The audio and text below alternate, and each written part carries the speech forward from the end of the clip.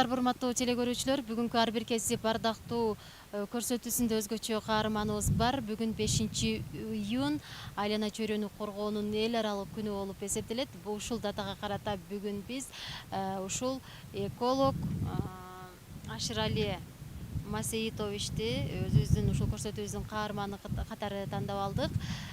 Бүгүн ушул экологдун бир күндүк жумушу, ошондой эле басып өткөн жолдору тууралуу сиздерге экенин баяндайбыз. Бизден алыстабай туруңуздар. Саламатсызбы? Майрамыңыздар менен. Ашырали Масеитович, айтсаңыз, ушул багытка, ушул кесипке сиз кантип келип калдыңыз? Ушул багытта канча жылдан бери иштеп келе жатасыз? Мен өзүм 1966-жылы ал кездеги Баткен районунун Кызыл Жол айылында төрөлгөнмүн. 1983-жылы Баткен айылындагы Владимир Ильич Ленин атындагы орто мектепти бүтүргөнмүн.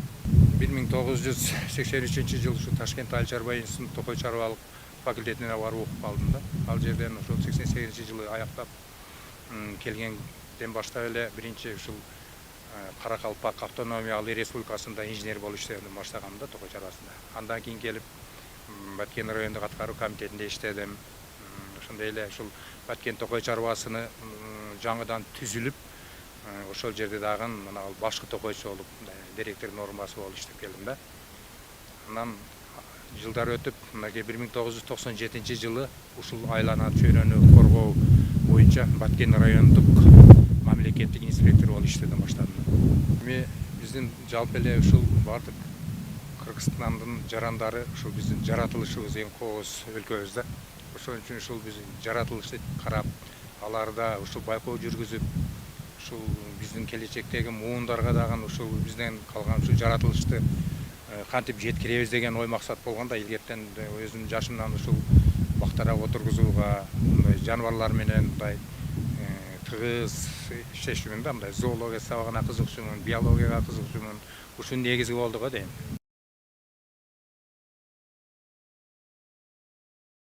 Эми биздин бөлүм мурда баягы мергенчиликти же болбосо ушул мына Кыргызстанда ушул жаратылыш ресурстарын сарамжалдуу пайдалануу департаменти болуп Бишкекте болгон да, департамент.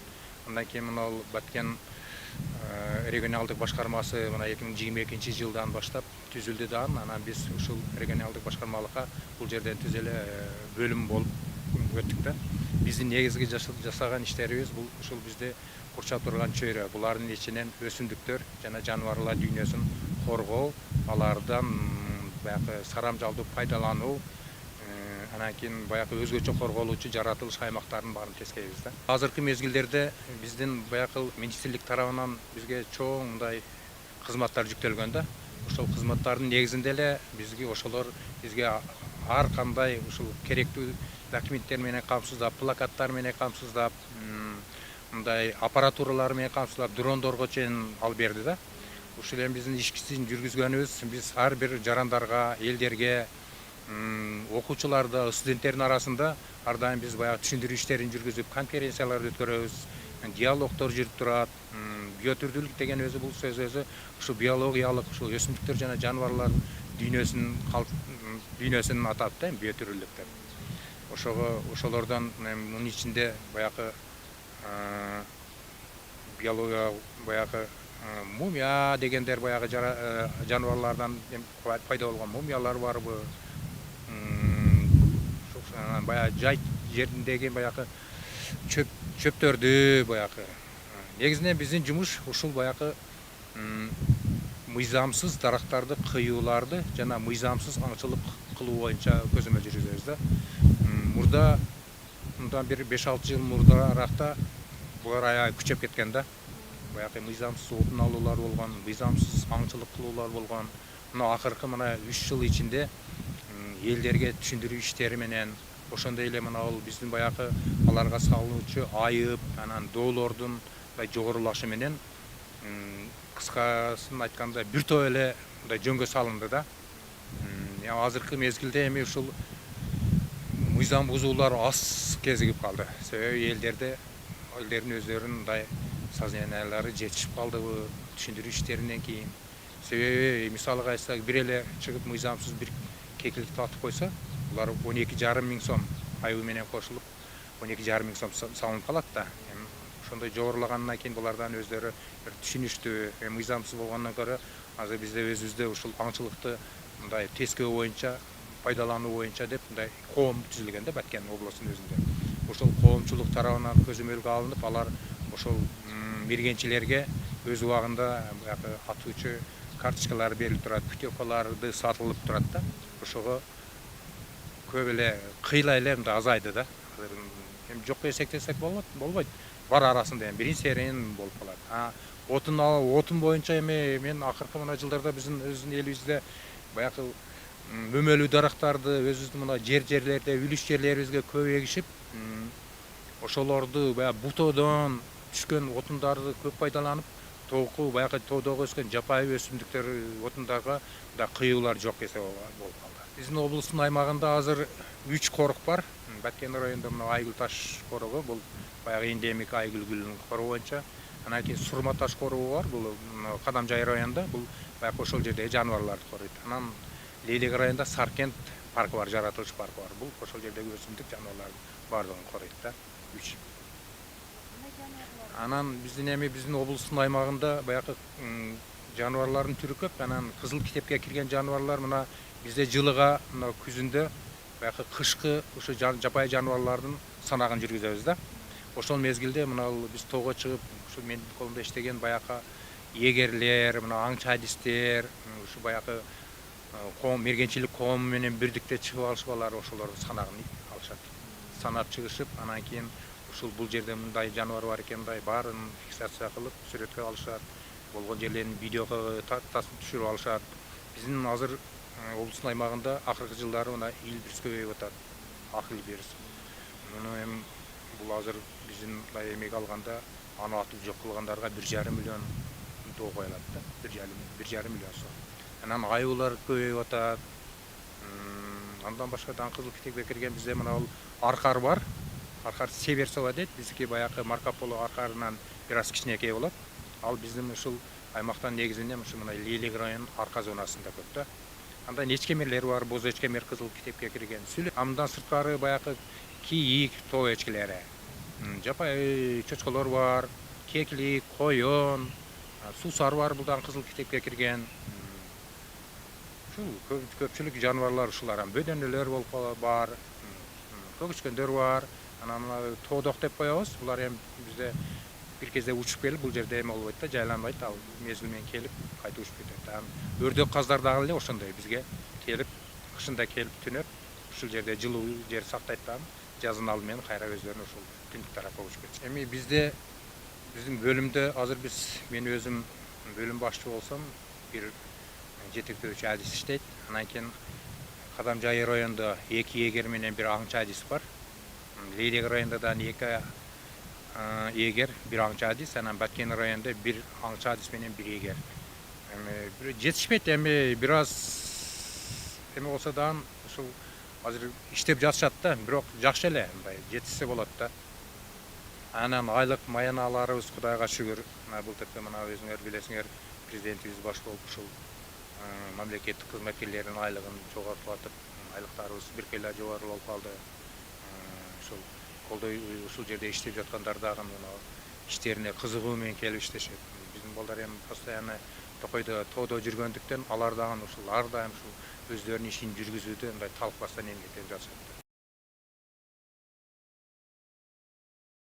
1997 жылы район инспектор болуп тургандан кийин 2000 жылы Баткен облусу түзүлүп калып атабы. Анда мени ошол Баткен областык башкармалыкка жетекчинин орун басары болуп өттүм да.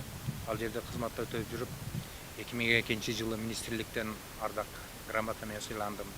2010 жылы Баткен областынын мыкты инсаны деген диплом алдым. Андан кийин 2010 жылы эле курчап турган чөйрөнү коргоонун мыкты кызматкери төш белгисине сыйлангам. Эми алдымда койгон максат биз ушул артыбыздан дагы бир ушул келечек муундарга эме боло турган ушу жаштарды тарбиялап өстүрүп, ушу биздин табиятыбыз эң бай, Кыргызстан табияты өтө кооз болгондуктан, ушу баягы Манас атабыздын окуятында айткандай, дайыма ушул табият менен таптуу мамиледе бололу деп, дайыма ушул өзүмдөн кийинкилерге дагы ушул айтып, ошолорду ушул табиятты коргоодо бир чоң-чоң иштерди жүргүзсөлөр деп кетет элем да.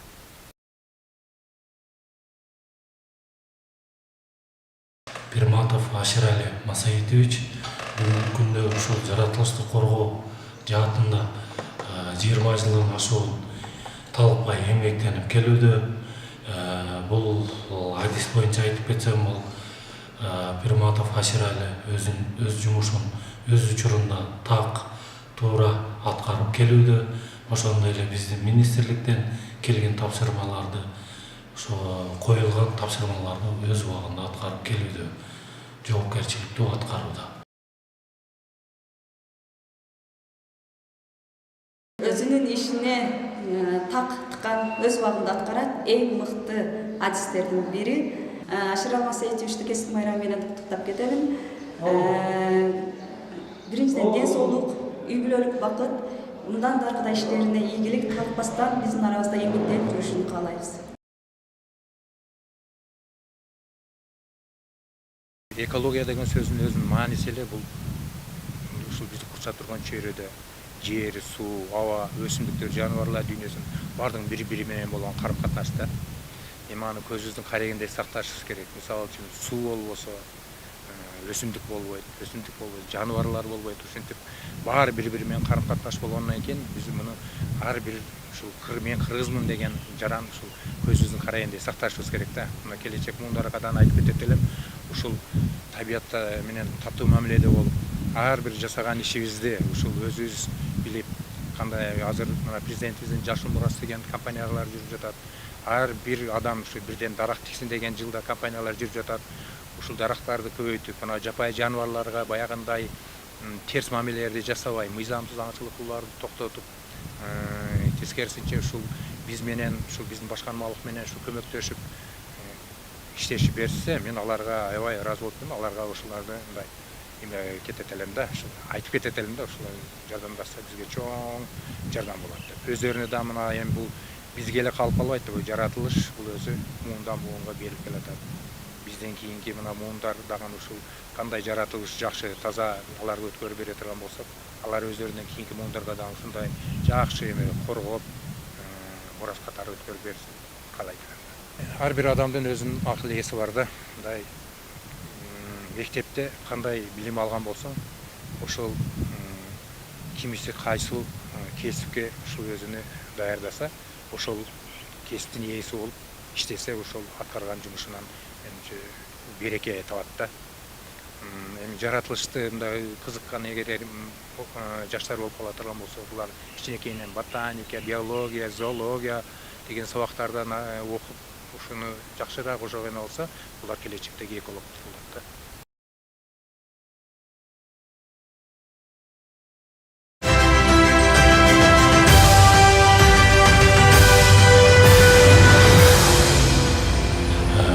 Iyul бүткүл дүйнөлүк айлана чөйрөнү коргоо күнү менен кызуу куттуктап кетем. Жеке ушул өзүмдүн атымдан, ошондой эле Баткен регионалдык башкармалыгынын кызматкерлеринин атынан сиздерге ушул убакыттан пайдаланып чын ден соолук, узун өмүр, бакыт таалай каалайм. Ушул биздин айлана чөйрөнү коргоо жаатында талыкпай эмгектенип келгениңиздер үчүн чоң ыраазычылык билдирем. Ошондой эле бул айлана чөйрөнү коргоо бир эле биздин адистердин милдети эмес дегендей, ушул жалпы эле кыргыз элинин, кыргыз жарандарынын эмгеги деп баалап кетем. Себеби биз ушул эл менен биргеликте ушул биздин айлана чөйрөнү талыкпай коргоп келүүбүз. Урматтуу кесиптештер, сиздердин бүгүнкү бүткүл дүйнөлүк 5-июль айлана чөйрөнү коргоо менен куттуктайм. Кыргыз Республикасынын жаратылыш ресурстары, экология жана техникалык көзөмөл министрлигинин Баткен регионалдык башкармалыгынын кызматкерлеринин жалпы жамаатынан баарыңыздарга ден соолук, үй бүлөлүк бакыт коорлаңыздар. Айлана чөйрөгө аяр мамиле жасап жүрүңүздөр. Мындан аркы ишиңиздерге ийгилик каалайм. Бар болуңуздар. Бардык кесиптештеримге келе жаткан 5-июль кесиптик майрамы менен куттуктаймын. Бардыгыңыздарга ишиңиздерге ийгилик, үй бүлөлүк бакыт, ден соолук каалап кетемин. Эч качан оорубаңыздар. Жаратылыш коргоочулардын эмгеги менен жаратылыш дайыма ушундай жашыл бойдон жашара берсин, жаныбарларыбыз көбөйө берсин. Дагы бир жолу келе жаткан майрамыңыздар менен. Урматтуу кесиптештер, жаратылышты коргоо тармагынын ардактуу адагерлери, сиздерди 5-июнь бүткүл дүйнөлүк айлана чөйрөнү коргоо күнү менен Баткен Эреген Алык башкармалыгынын эмгек жамаатынын жана өзүмдүн атымдан куттуктаймын.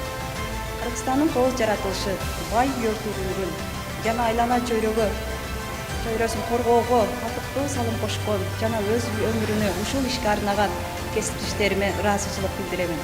Сиздерге бакыт, бакубатчылык жана ишиңиздерге ийгилик. Сиздерди дагы бир жолу кесиптик майрамыңыздар менен куттуктайм. Урматтуу кыргыз элим, урматтуу ушул курча турган чөйрөнү коргоонун жалпы ушул кесиптин ээлери. Сиздерди ушул мына эртең кирип келе жаткан 5-июнь бүткүл дүйнөлүк курча турган чөйрөнү коргоо күнү менен чын жүрөгүмдөн куттуктайм. Ошондой эле ушул баардык сиздерге ушул ары түйшүктүү, ары ардактуу кесип болгон, мындай соопчулуктун ээси болгон кесип болгондуктан сиздердин баарыңыздардын үй бүлөңүздөрдө бакыттаалай, ар бириңиздерде чын ден соолук, узун өмүр, ишиңиздерде албан ийгиликтерди каалап келем.